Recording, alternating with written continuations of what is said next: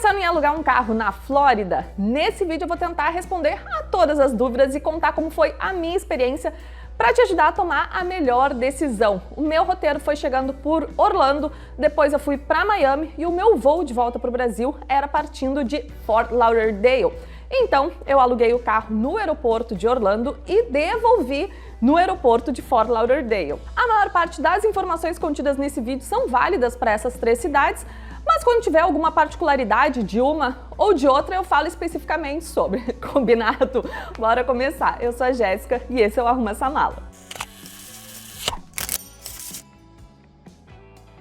Quais documentos precisa para alugar carro na Flórida? Brasileiros só precisam da CNH, não precisa ter a permissão internacional para dirigir, mas tem que ser a CNH física, tá? A digital não serve. Além disso, tu vai precisar mostrar o teu passaporte e o teu visto, mas isso tu já vai precisar igual para entrar no país, né? E precisa ter também um cartão de crédito internacional com limite, para a locadora poder fazer ali o calção, que é um bloqueio de um valor, só para caso aconteça alguma tragédia, tu bata o carro, suma, roube, sei eu. Dificilmente vai ser descontado esse valor. Como funciona o processo de alugar carro? É tudo super simples e não só na Flórida, mas nos Estados Unidos em geral. Eu já aluguei na Califórnia e é basicamente a mesma coisa, é super simples. A primeira coisa a se fazer é a reserva do veículo. Eu sempre faço esse processo aqui do Brasil mesmo, algum tempo antes da viagem, para tentar garantir o melhor custo-benefício. Afinal, se tu deixar para fazer lá na hora, só quando tu desembarcar, pode ser que os melhores preços já tenham acabado, os melhores veículos também. Então, para garantir que tem exatamente o que tu quer para tua viagem, melhor fazer com um pouquinho de antecedência. O site que eu sempre uso nas minhas viagens está aqui na descrição do vídeo e eu gosto dele por alguns motivos. Um é que dá para pagar em reais, fugindo então da cotação do câmbio do cartão de crédito internacional, que é sempre a pior possível, e do IOF também. Além disso, dá para parcelar. Aí chegando no aeroporto, tu vai ter que caminhar até onde ficam as locadoras. No caso de Orlando é praticamente um andar inteiro só para elas, fica uma do lado da outra. Aí tu vai ser atendido, vai conferir tudo que tu contratou, se precisar contratar mais alguma coisa, vai fazer ali na hora e vai pagar também, né? Consequentemente, vai pagar o calção também, que como eu disse, é só esse bloqueio de valor. Se tu devolver o carro em perfeitas condições, não vai ser descontado nada. Aí vai assinar o contrato e vai ser direcionado para onde ficam os veículos propriamente. Tanto no aeroporto de Orlando quanto no de Fort Lauderdale, ficava no estacionamento mesmo, era praticamente um andar inteiro só para as locadoras. Algumas menos famosas ficam fora do aeroporto, mas daí nesse caso vai ter um transfer para te levar até lá. Mas as locadoras mais famosas ficam nesse esquema mesmo. Aí rola um negócio que eu sempre acho muito estranho. Lá não tem vistoria. Quem já alugou carro aqui no Brasil sabe que sempre vai ir um funcionário da empresa junto contigo. Eles vão fazer uma análise minuciosa do carro, vão tirar fotos, vão fazer um laudo, aí vão te mandar por e-mail para depois, quando tu devolve, poder conferir tudo. Lá não tem isso. Depois que tu assina o contrato, paga o que tiver que pagar, eles te liberam e ó, tchau. Tu vai atrás do teu veículo, ele vai estar aberto, a chave do carro vai estar ali e é só ir. A única coisa que teve foi uma funcionária na saída do estacionamento de Orlando só para registrar que a gente estava saindo. Já no de Fort Lauderdale, quando a gente foi devolver, também tinha uma funcionária na entrada para dizer que a gente estava chegando e a única coisa que ela conferiu foi o nível de combustível, mas assim, foi super rápido, 2 minutos a gente já estava liberado. Como funcionam os pedágios? Essa parte é um pouco chatinha e um pouco confusa, mas eu vou tentar explicar da melhor forma. Bora lá! Tanto em Orlando, quanto em Miami, quanto nas estradas em si, existem pedágios e eles são muitos, porque é de uma quantia que normalmente é baixa, tipo 50 centavos. Então, sei lá, num trecho de 10 quilômetros, tu passa por 3, 4 pedágios. Eu parei de anotar quando a gente passou pelo 20º. Fora que tem vários que passam tão rápido que tu nem vê direito, outros que não tem placa indicando o valor, ou eu pelo menos não vi. E a maior parte dos pedágios lá não é igual aos pedágios que a gente tem aqui, que tem ali a cabine, tem um funcionário, se tu quiser pagar com dinheiro ali na hora tu paga. Lá não é assim, é basicamente tudo digital. Normalmente tu vai estar andando ali na estrada ou na via expressa dentro da cidade e vai ter um monte de câmera, sensor pendurado meio que numa estrutura de ferro assim. Aí, nesses casos, tu tem basicamente duas opções. Ou tu vai ter o SunPass, que é tipo o nosso sem parar aqui do Brasil, que tu só vai passar, vai apitar ali, debitou o valor do pedágio e deu. Ou tu não vai ter esse SunPass e tu vai ser cobrado no esquema Toll by Plate, que funciona da seguinte forma para carro alugado. As câmerazinhas que eu falei que tem nessa estrutura de ferro, elas vão tirar uma foto da placa do carro e vão encaminhar para o proprietário do veículo, que no caso da locadora é ela, né, no caso. Aí então a locadora vai fazer esse trâmite de te cobrar o valor do pedágio. Só que a locadora, né, ela não é boba nem nada, então ela também vai cobrar uma taxa administrativa para realizar esse trâmite, que a depender da locadora, né, pode acabar sendo um pouco caro e até mais caro do que contratar esse SunPass, que é tipo o sem parar que eu falei.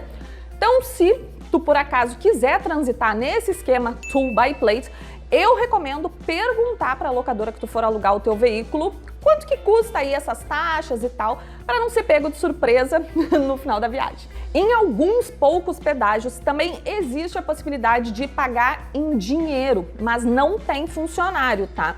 E na maior parte desses poucos pedágios, né, que dá para pagar em dinheiro, tu tem que pagar no valor exato e tem que ser em moeda, porque também não rola troco. Por fim, também existe a possibilidade de se criar uma rota sem pedágios. O Google Maps sempre mostra isso. Mas precisa ver também se realmente vale a pena, porque tu vai acabar gastando mais tempo e mais dinheiro com combustível. Em algumas rotas que a gente olhou, principalmente em Orlando, tipo, a rota com pedágio dava 20 km e a sem pedágio dava 40 km com 500 mil voltas. Então, assim, a gente contratou o SunPass pela conveniência de não precisar ficar se preocupando com pedágio no meio da viagem, nem fazendo 1001 continhas. Na Avis, que foi a locadora que a gente alugou, o custo era de $9 por dia. E esses $9 já incluía todos os pedágios. Ou seja, se tu passasse por 500 pedágios num dia só, meu Deus do céu, rodou os Estados Unidos inteiro.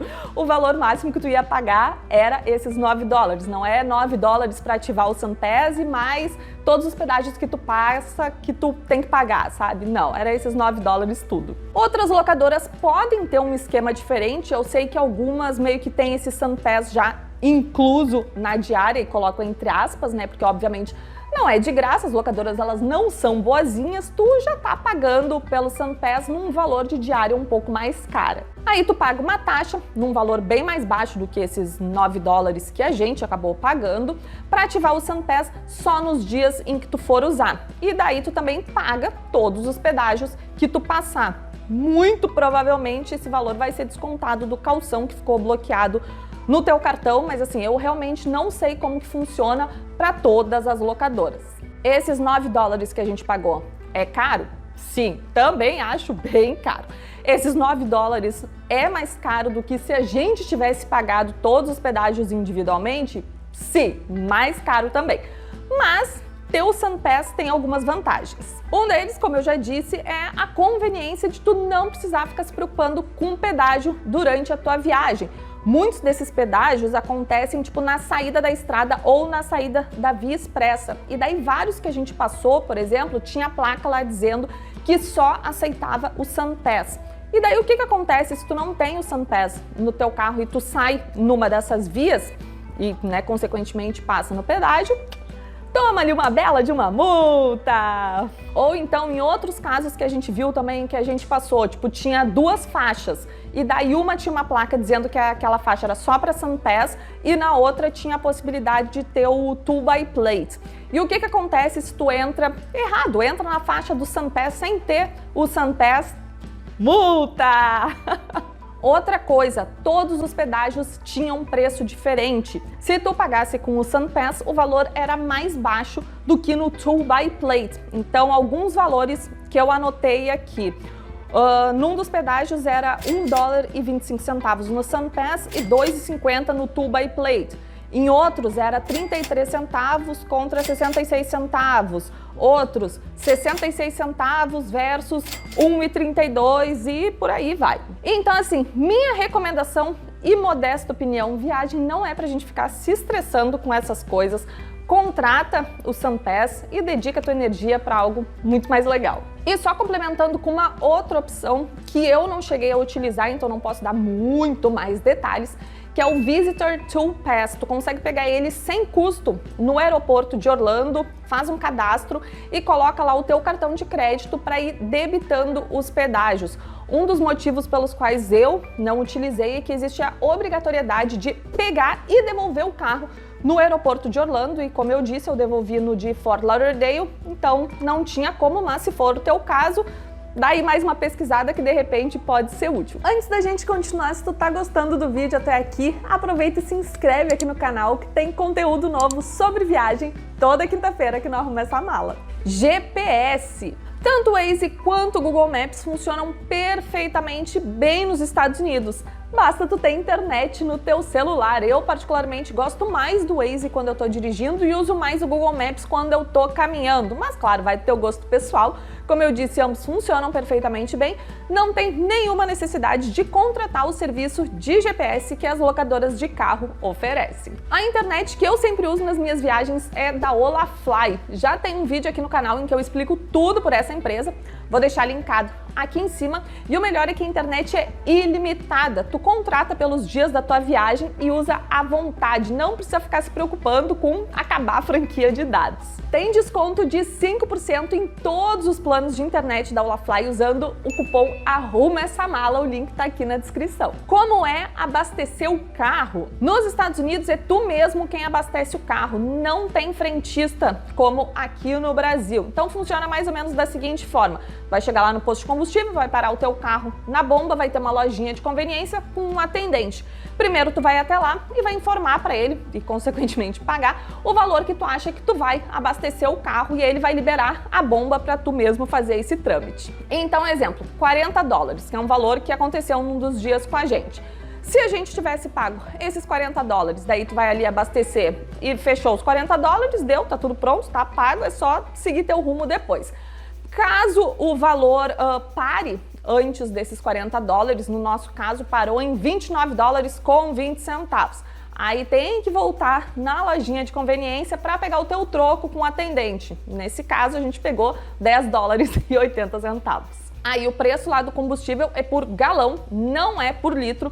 Um galão equivale a 3,78 litros e na média o valor do combustível, da gasolina comum, né, na verdade, que foi o que a gente abasteceu, estava $3,48 para o galão. Política de combustível. Cada locadora tem a sua política. Na que a gente alugou, a política era de tanque cheio, ou seja, a gente pegou o carro com o tanque cheio e tinha que devolver com o tanque cheio. Claro, se não devolver com o tanque cheio, as locadoras elas têm alguns serviços para tentar lucrar, né? Então, nesse caso, a locadora pode oferecer de encher o tanque para ti, mas o valor sempre vai ser muito mais caro. O preço do galão provavelmente vai ser o dobro que tu pagaria num posto.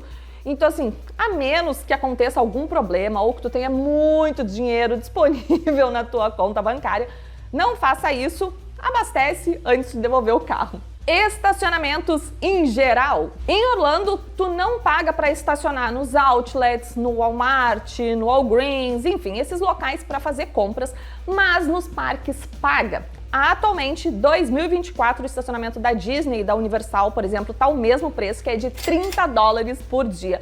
Salgadinho. Já em Miami é um pouquinho diferente, porque se circula mais assim por cidade mesmo, não que Orlando não seja, óbvio que é, né? Mas em Orlando se circula mais por essa área dos parques, que funciona desse jeito que eu falei. Sobre Miami, então, eu vou deixar aqui na edição agora algumas gravações que eu fiz por lá, mostrando alguns tipos de estacionamentos pelos quais a gente passou. Vocês vão ver que é bem variado. A única coisa em comum entre todos é que tem que pagar e que é bem caro.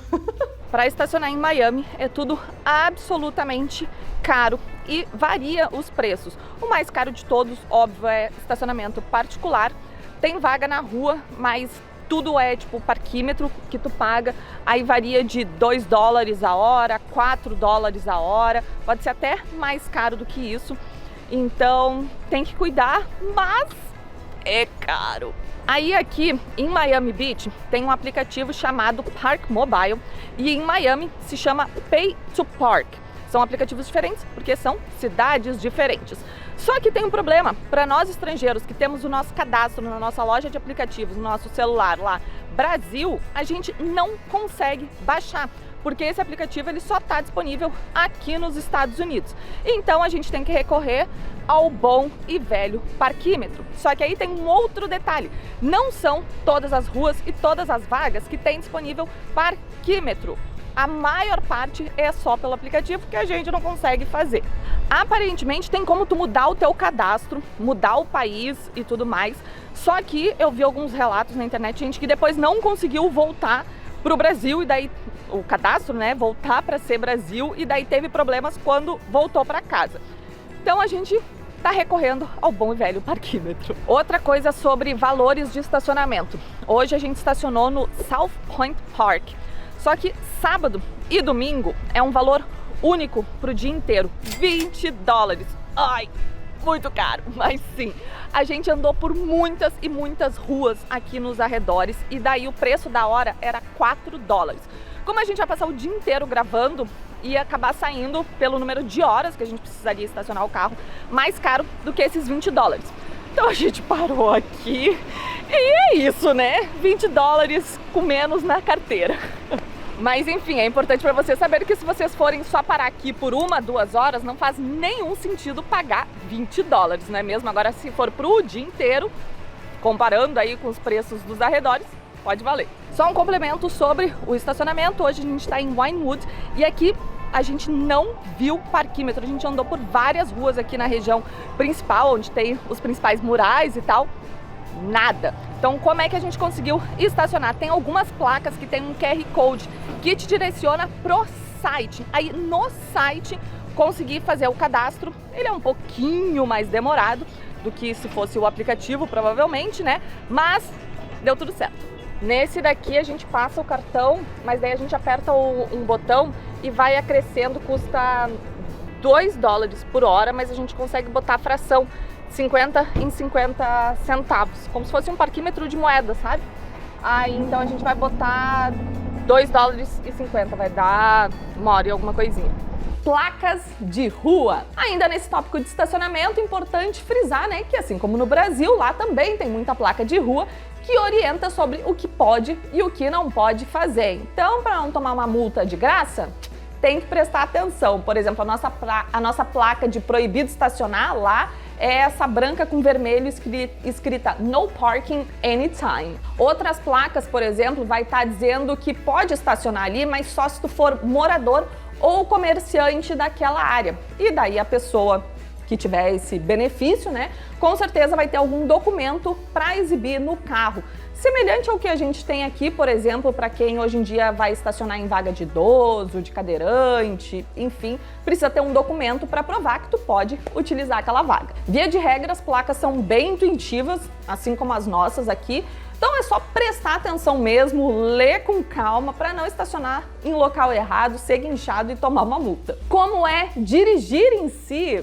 É muito fácil dirigir nos Estados Unidos, sempre tem placa sinalizando tudo, as ruas, via de regra, estão sempre em bom estado de conservação, assim como as estradas, não tem nenhum maluco dirigindo, o povo respeita as coisas e, claro, o GPS sempre vai ser o teu maior aliado. Algumas coisas só de dicas que é um pouquinho diferente daqui para prestar atenção. Por exemplo, placa de pare, o povo respeita lá, não é que nem aqui que a placa de pare ela significa só diminua a velocidade, ou às vezes nem isso, né?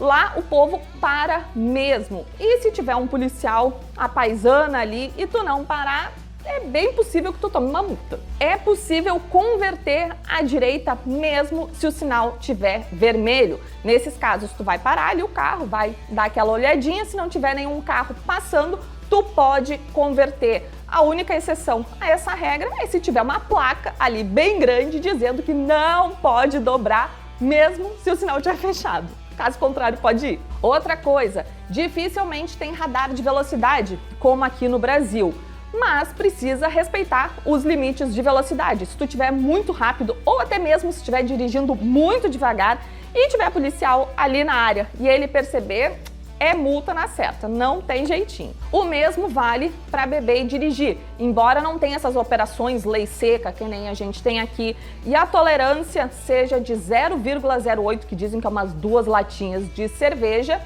o melhor é não beber e dirigir, né? Porque também, de novo, se tu for parado por um policial e ele desconfiar de alguma coisa, ver que tu bebeu, é multa, e ainda a depender do quanto tu tiver bebido, se tiver muito embriagado, tu pode até ser preso. E assim, os policiais, eles não ficam à vista, eles ficam escondidos. Eu nem sei como é que eles conseguem.